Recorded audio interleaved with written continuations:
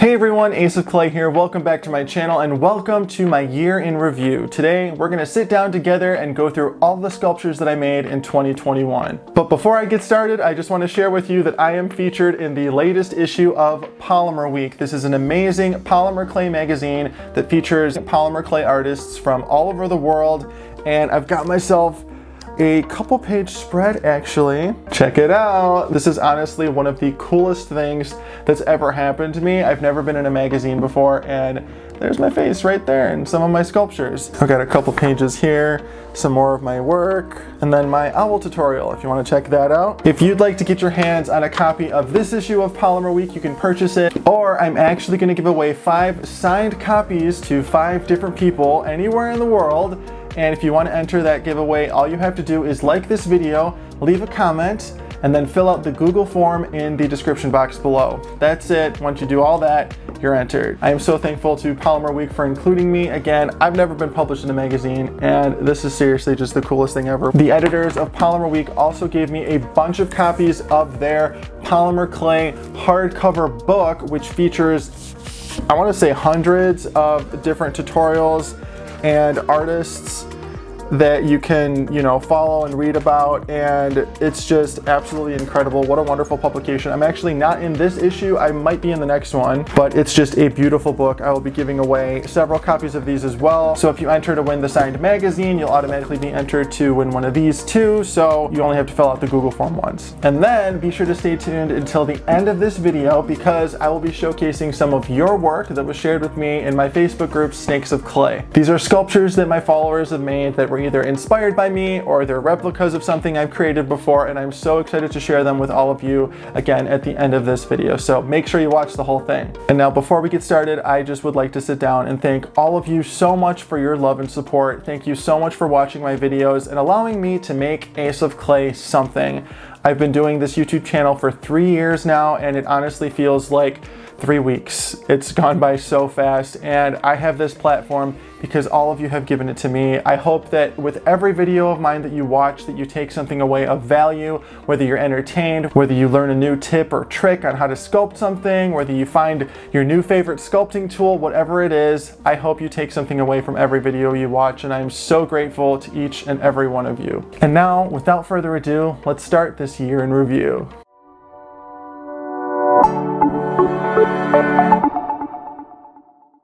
Alright, the first sculpture is my epoxy dragon head. So 2021 was definitely an experimental year here and there. We did a couple weird sculpts that we normally wouldn't have done. This is my first time using epoxy sculpt, and I used it to make this dragon. I remember I was in this like Spyro kick. I was just really inspired by the environments in the game and what the different dragons looked like. I started with, the first Spyro, and then I worked my way down to the last one. It was the remade series, Spyro Reignited, and this was just a fun project, and it was fun to experiment with epoxy sculpt. I remember I didn't like it right off the bat because I just wasn't familiar with it. I didn't give it enough of a chance, and then I found that the more I worked with it, the more I liked it. And that kind of left me with this dragon that I was supposed to make the rest of at some point last year, but I just never got around to it. And it ended up turning itself into a bigger project than I was ready for, so I kind of just scrapped that and put it on the back burner for a little bit. Maybe one day I will revisit him, but overall I'm happy with how this turned out, and I'm no longer afraid of epoxy sculpt, and you shouldn't be either. Next up, we have Salad Fingers.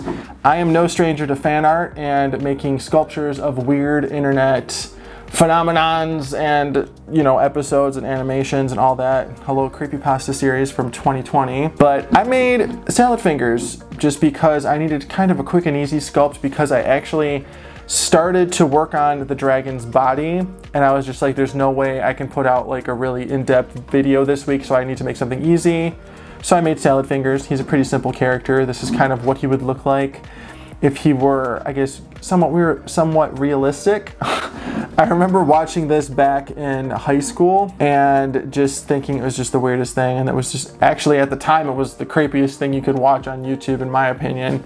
And it's just such a weird character, but fun sculpture. Actually seen quite a few of you guys remaking this guy over the course of the year. Next up, we've got my freestyle alien bust. This little guy was made from some Super Sculpey Original, and I colored him with some Arteza mica powders. These are metallic mica powders, and I just had a lot of fun with this video, and it actually did pretty well given that I was just making it up as I went. I didn't really have a plan when I started, and the mica powders actually worked really well. They actually aren't really rubbing off at all right now, but I mean, I've heard that no matter what brand of metallic mica powders you use, they can rub off. But overall, I'm happy with this.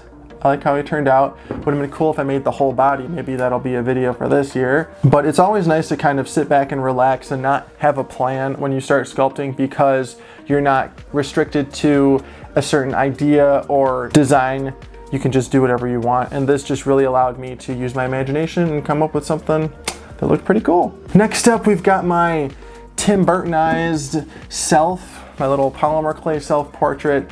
This, believe it or not, was an extremely ambitious project for me because I was just deathly afraid of sculpting myself in any form. I didn't think it was going to be easy, which it wasn't. I'm not saying it was easy, but it turned out way better than I thought it was going to. I'm not gonna lie. You know, you got my patchy beard, you know, the nice dull gray color scheme, a little spoon tool in my hand, because what else would I be carrying around? I just really remember surprising myself with this because I didn't think it was gonna come out this, I guess, accurate or good, if you want to say that, but I was pleasantly surprised. One thing that I don't really love about him is the shape of his body. Like, I feel like he's just a torso with legs coming off of it. I wish I would have put a little bit more time and thought into the body shape, but the head and the hair and all that, I think that's good. Definitely looks like me.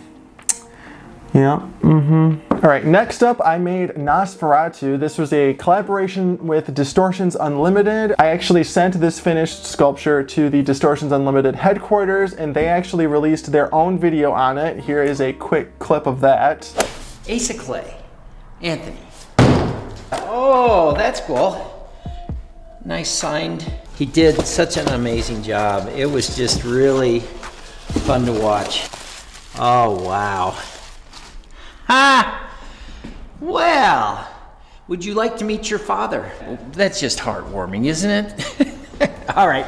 Ace of Clay, what a great channel, what a great guy, and that is just so amazing. You know, after seeing this done, it's like amazing to hold it. Is this the Ace of Clay figure? This is Ace of Clay. Isn't that amazing? Oh, that is awesome, man. It makes me so nervous holding him. Well, yeah, so it's polymer clay, right? Yeah, so if I dropped him, his fingers would break. Oh, that is fantastic. For the detail, and the cloth was so cool. You know how you cut these little sheets out, and I really like how the paint job is. It's our Nosferatu paint job, just scaled down. Yeah. Thank you, Ace of Clay. Yay! Thank you so much. That's really awesome. We're kind of monster nerds, so that's like super cool. And yeah, so cool seeing him there at the headquarters. I have followed Distortions Unlimited for a really long time. I've always been into Halloween. I always throw like Halloween parties ever since I was in high school. I've thrown a Halloween party. I used to decorate my garage all crazy for the trick-or-treaters when I was in like 7th grade, and I've just always loved Halloween, and a lot of the props and stuff that I used and bought were made by Distortions Unlimited, so to be able to collaborate with them like that was just such an incredible honor and such a cool experience, and I really hope it's not the last one. But honestly, there is no better place for Nosferatu to be. Next up, we've got Edward Scissorhands.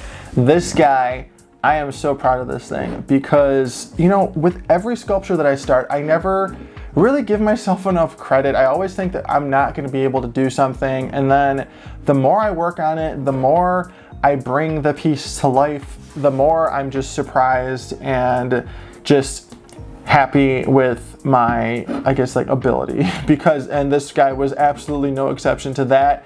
When I started him, I remember I started with the body, and I just, you know, remember putting all the little details on him and looking at his costume online and just trying to line everything up as good as possible. And I was just really happy with him when he was done. We used a lot of cosplay on this piece, you know, for these blades so they don't break, and like the little pieces of his hair. I've also seen some remakes of him too, and this actually, this video actually started taking off the most later in the year. I think it's still getting more views now, but right when I posted it, it didn't do so hot, but it did started picking up later. So that's Edward Scissorhands. Really proud of this guy. All right, next up we've got Beetlejuice. One of my all-time favorite movies. I actually just watched it again recently. This guy was a lot of fun to work on. I think the details came out pretty cool. I always get, when I do, I guess, more realistic fan art pieces where I actually have to sculpt the likeness of an actor that plays a character, like for example, like with him, and then I did that with, you know, Johnny Depp as Edward Scissorhands. That's always really intimidating. But, you know, the more you work at it and the more you just flush out the details just as much as you can and just keep going and going and going, you will eventually get somewhere that you're happy with. And that's like what happened with this guy. I was really happy. He looks pretty much like Michael Keaton as Beetlejuice, and I just like how he turned out. I like his pose. Maybe if I were to do it again, I would have done him in like a sort of mini diorama sitting on a tombstone. But overall, I'm happy with how he turned out. Next up, we've got Ryuk from Death Note. This is my first anime character that I've sculpted. I will be honest, I don't know too much about anime. Everything that I know, for the most part, I've learned from Nerdy Crafter. And this guy is one of the popular characters in the series, and just his whole style and look is right up my alley, so sculpting him was really a no-brainer. I loved looking at the two-dimensional depiction of him and then bringing him into the third dimension. That's always fun, and I think he turned out pretty cool. Again, got some more cosplay working for us here in the hair and the feathers and his fingers, and he came out cool. All right, next up we've got the teacher from Little Nightmares 2. I absolutely love the game Little Nightmares. I love the first one, I love the second one. I wish they were making a third one, but they're not, according to Tarsier Studios. But the characters that they have in that game are just amazing, and it actually inspired my Mutant Universe. So if you were around when I started the Mutant Universe, you will know that it's inspired by the aesthetic of Little Nightmares. She's definitely my favorite character from the game, and I think I did her justice. I think if I were to do her again, I would have made her neck out of cosplay just to make it posable, but she's just so weird and unsettling. Next up, we have the Ice Cream Man, the one who started my Mutant Universe. Again, he is based off the aesthetic of Little Nightmares. I actually intended him to be like an additional character in that game, but it ended up just taking on a life of its own and turning into like my own little universe thing. So this is the Ice Cream Man. I love him so much. He is my first completely original character to reach 1 million views within just a couple months. And he started the Mutant Universe, and the Mutant Universe is very special to me, and I know a lot of you as well. You guys like the merch and stuff like that, and these are some of my best performing videos ever. And let me tell you right now, I may have not done a Mutant Universe video in a while, but they are coming back full force in 2022, and I cannot wait to work on the first one. We're gonna have some more hero characters, we're gonna have a protagonist, we're gonna have so much. So much is coming, I just don't wanna rush it, so I'm just gonna take my time and let the story and whatever evolve sort of on its own and just sort of direct me into, you know, what it's gonna become. Also, we're gonna be doing some fun extra things for the Ice Cream Man's birthday this year in March. He's already gonna be 1 year old, so I'm excited for that. Cool stuff is coming, so stay tuned.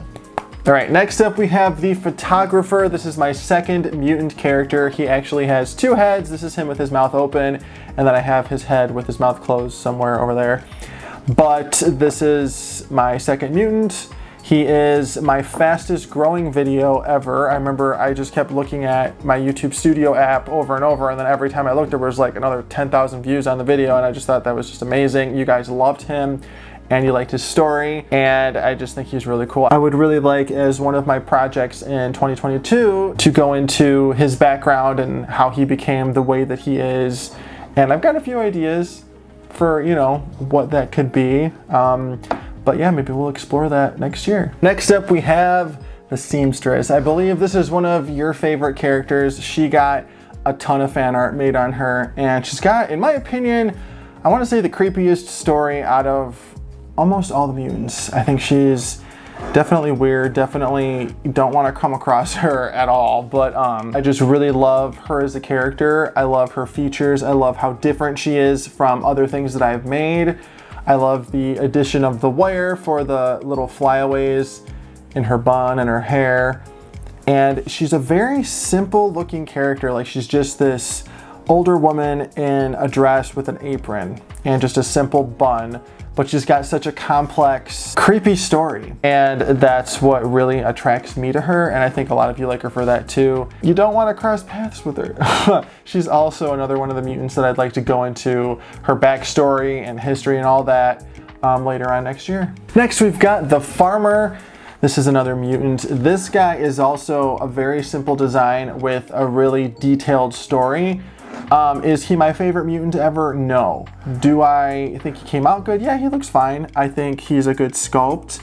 I think that there is a little, I could have done more with his look just because his story is so unique and so creepy, and he's got that shape-shifting ability and all that, like he turns into your most loved person and all that. So I think I could have adjusted his look a little bit more to look more than just like your creepy uncle hiding behind a dumpster. But at the time, that's what I was going for.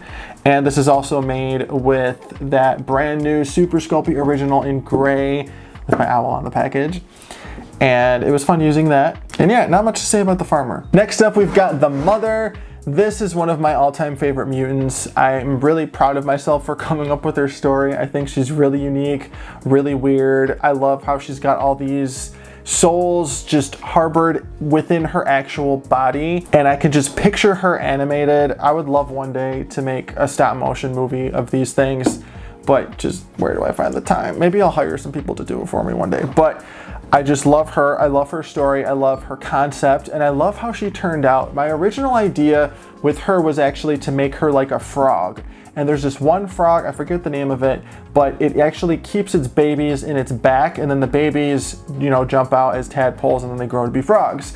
That's where this idea originated from, and then she just turned into this elderly looking kind of almost tree-like creature with this baggy black robe, and she just has all these trapped souls inside of her instead. So it started with the frog thing and then evolved into this. And she's kind of like, she's not, like she's ugly, okay, don't get me wrong. She's not the most attractive person in the world, but she's not super scary looking either. She's almost got this like friendly grandma face and expression, and almost like you could talk to her or approach her, but you definitely don't want to do that. She's really out there, very Stephen King, very like nothing I have ever done before, and I just love her. I think she's super cool. All right, the next mutant we have is the Ice Cream Man in his human form before he was corrupted by the entity, and his name is Albert. This is what he looks like when he's still Albert, and he just looks like this average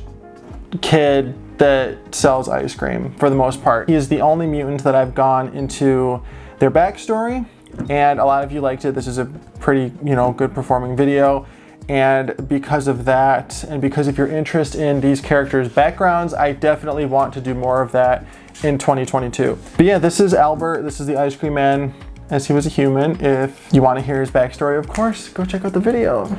Next up, we have the Mantis. This guy is a fairly simple sculpture. He was simple to make, but I just had this idea of this creature that could be anything and have multiple powers. Like this guy can be invisible, he can climb upside down, he can do all these crazy things, but he's just this simple little guy. And I kind of like the idea of him being one of the tortured souls that's trapped inside the mother. That's kind of something that crossed my mind because he's so similar looking to the faces on the mother's back, so you know, maybe that's a thing. But he's definitely a really interesting creature. I was actually not going to make him a mutant, and I was going to make him one of the other creatures that populate the mutant universe, but I decided to make him a standalone character, and I'm glad that I did because he is so unique. Next up, we've got the Chef. This is one of my personal favorite mutants just because I love the detail that I put into him.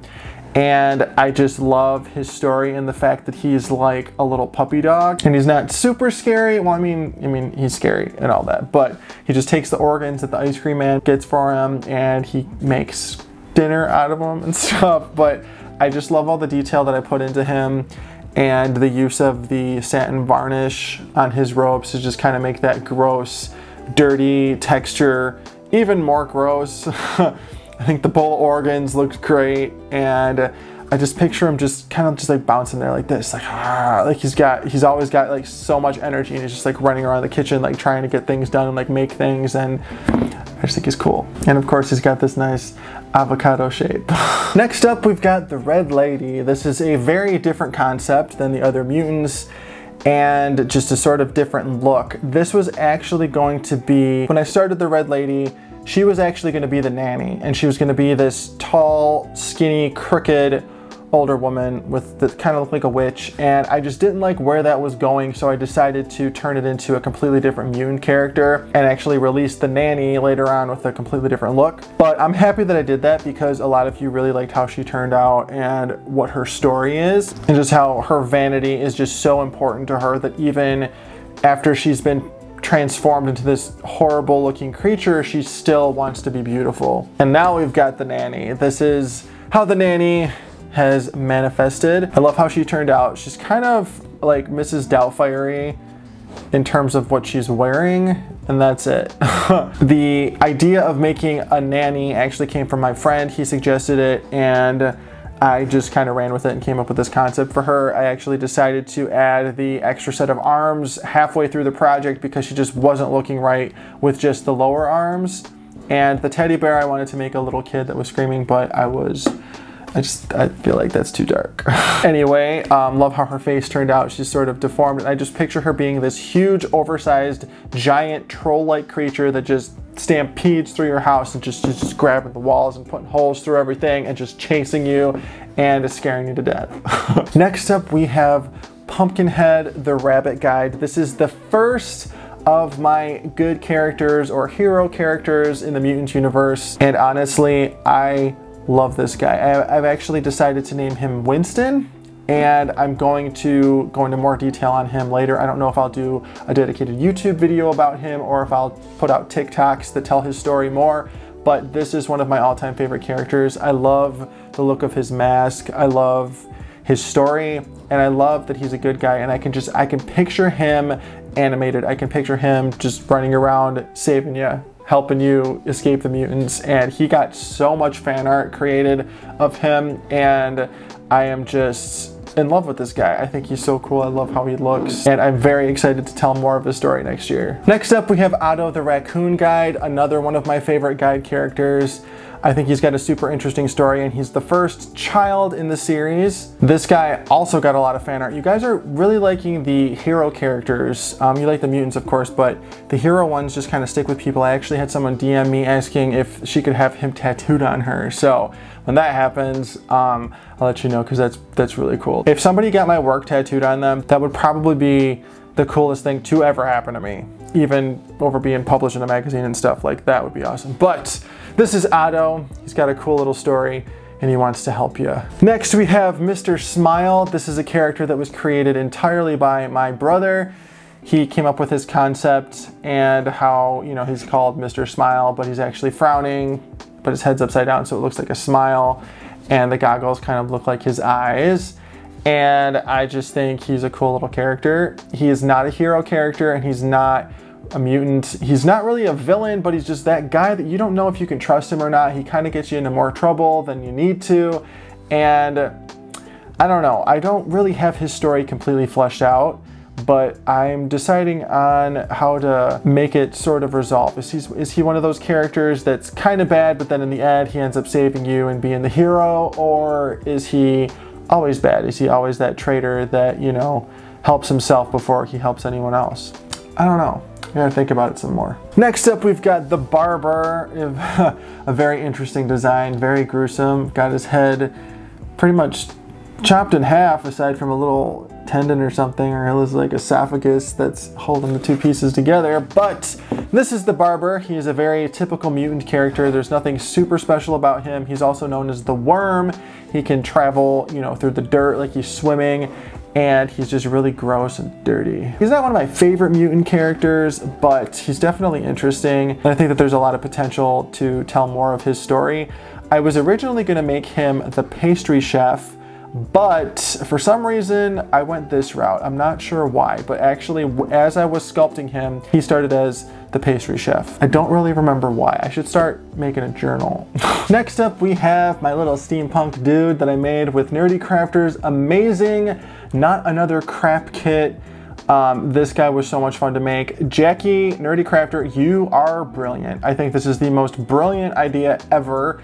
You can make as many of these little blanks as you want and then just customize them to your heart's content. And I am just so blown away by how awesome you are and how you're able to think of these amazing things.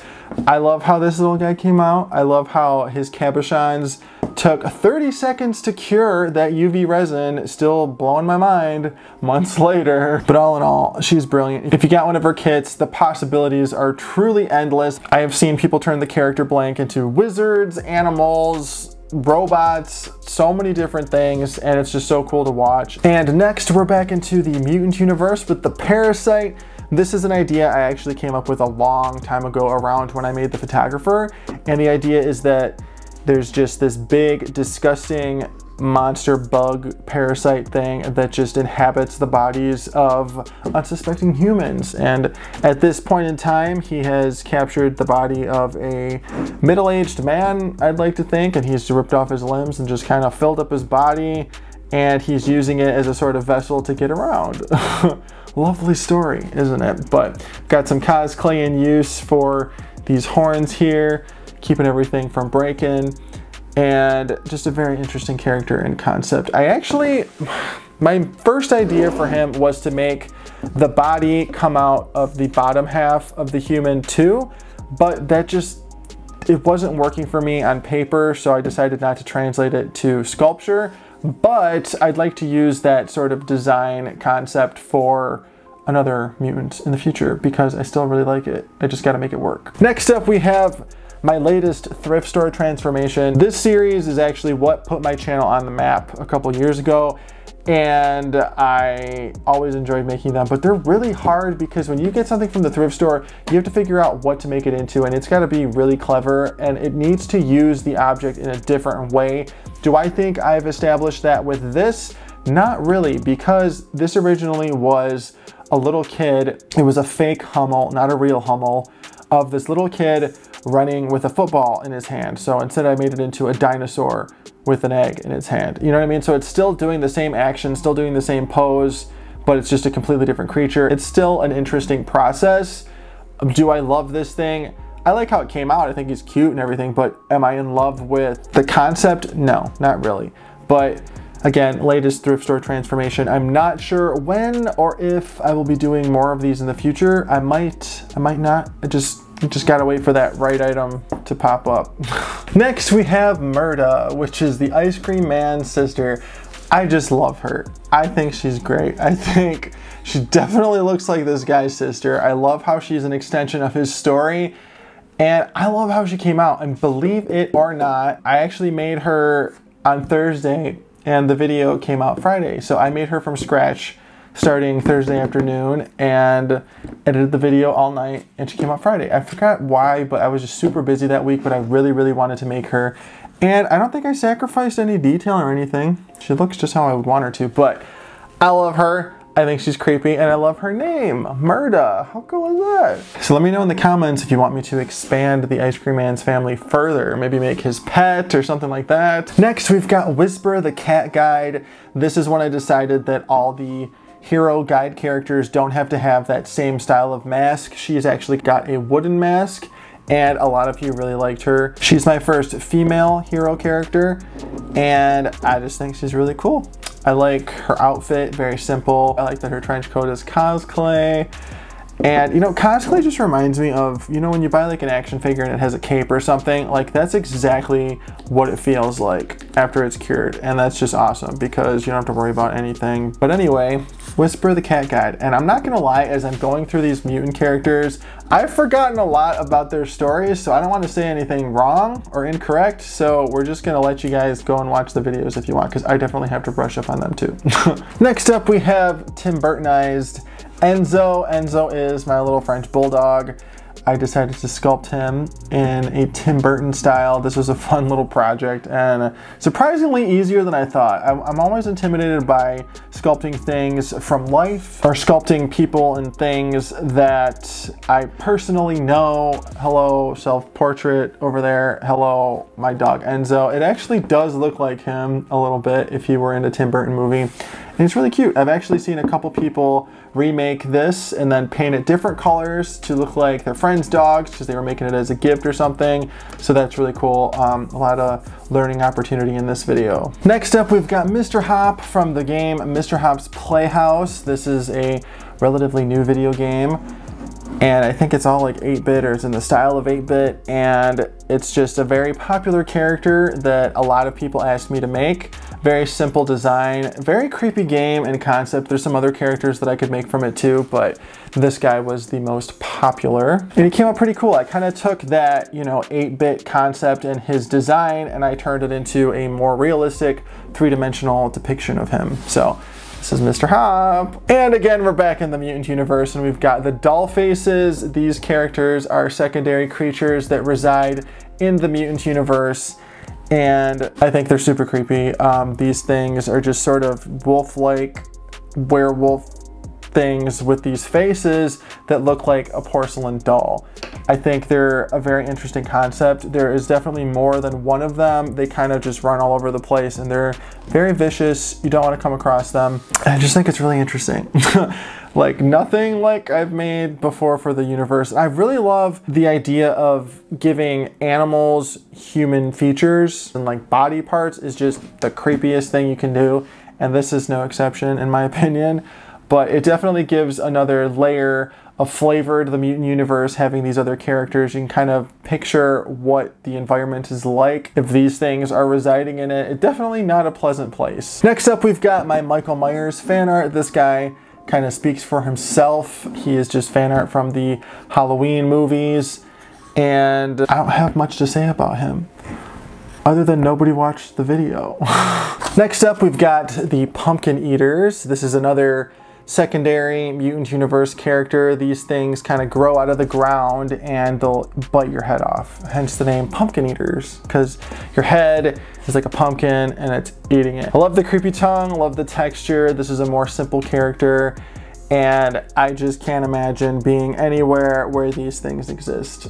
Or really, I just can't imagine being anywhere where any of these mutants and characters exist that have come out of my head. Like, why do I think of this stuff? Next up, we've got the Mayor from The Nightmare Before Christmas. I love this guy.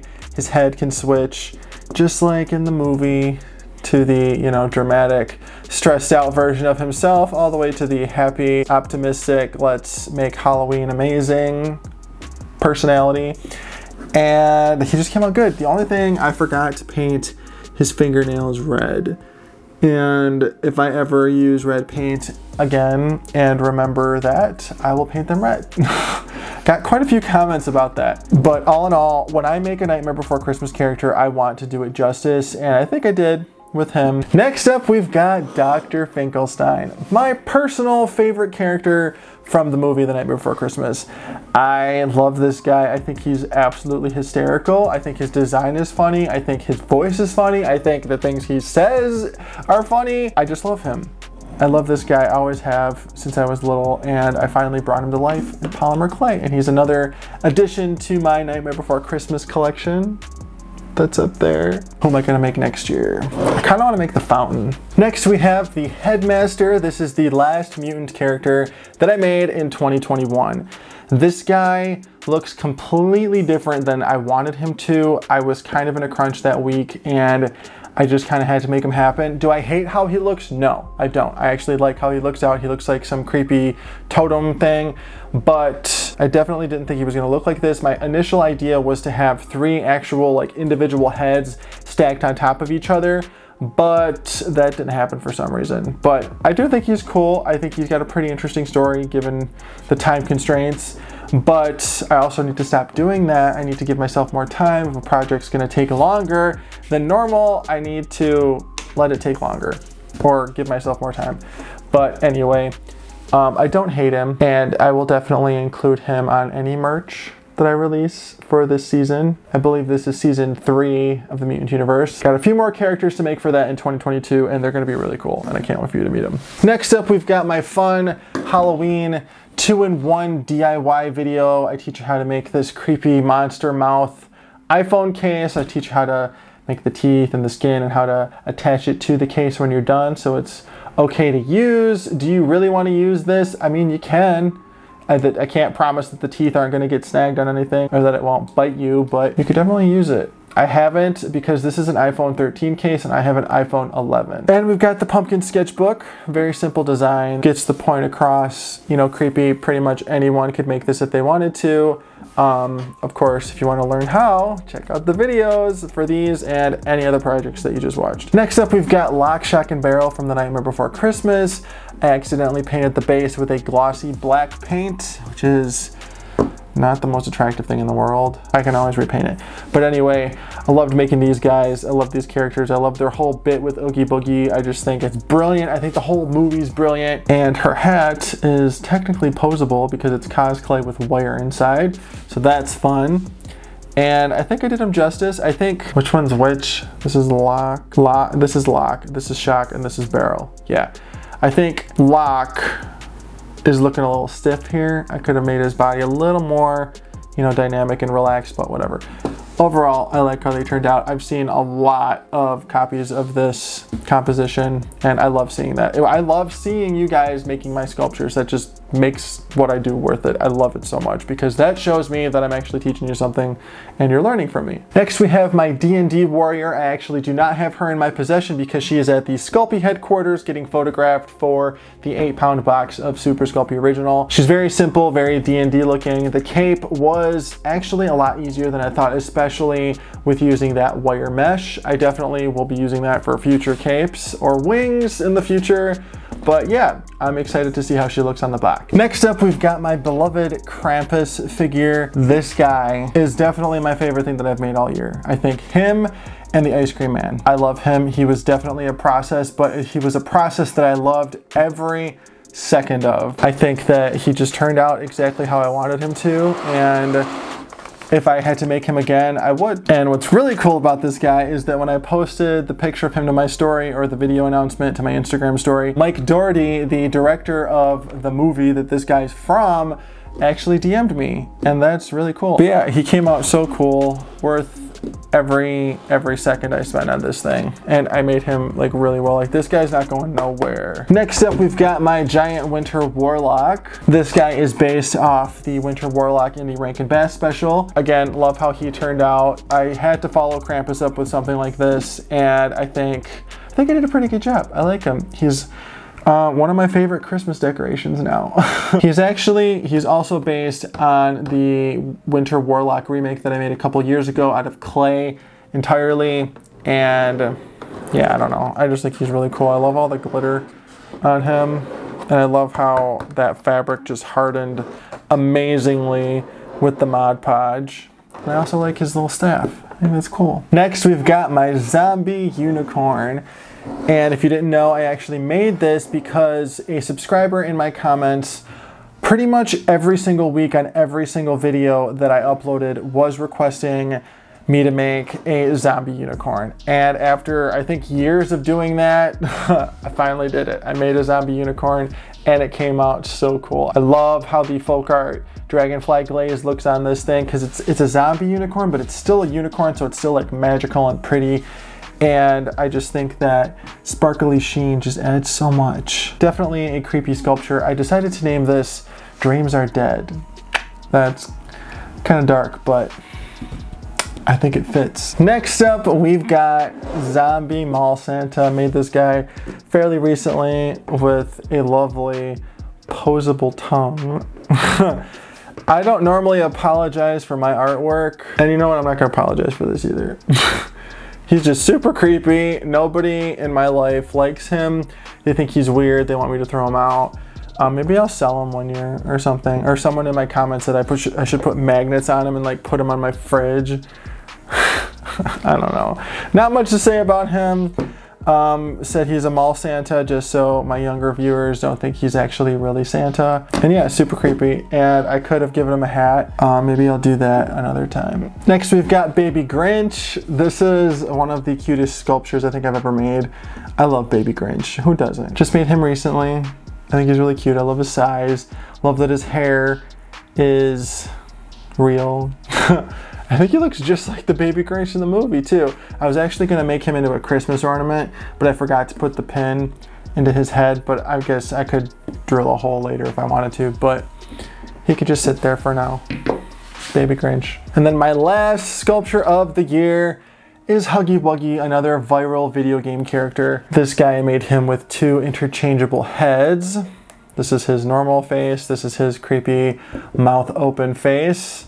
And I think he turned out really good. Open mouths like this are always pretty intimidating just because, you know, trying to figure out how to make it work is sometimes a problem, but for the most part, it all ends up coming together in the end. I think he's a really cool, creepy sculpt. And I have some other ideas in store for Poppy Playtime, so stay tuned for that. And that's a wrap, 2021. I cannot believe that I have been doing YouTube for 3 years. I can't believe that I've made all these sculptures. I can't believe that I've actually stuck to something for longer than a couple days.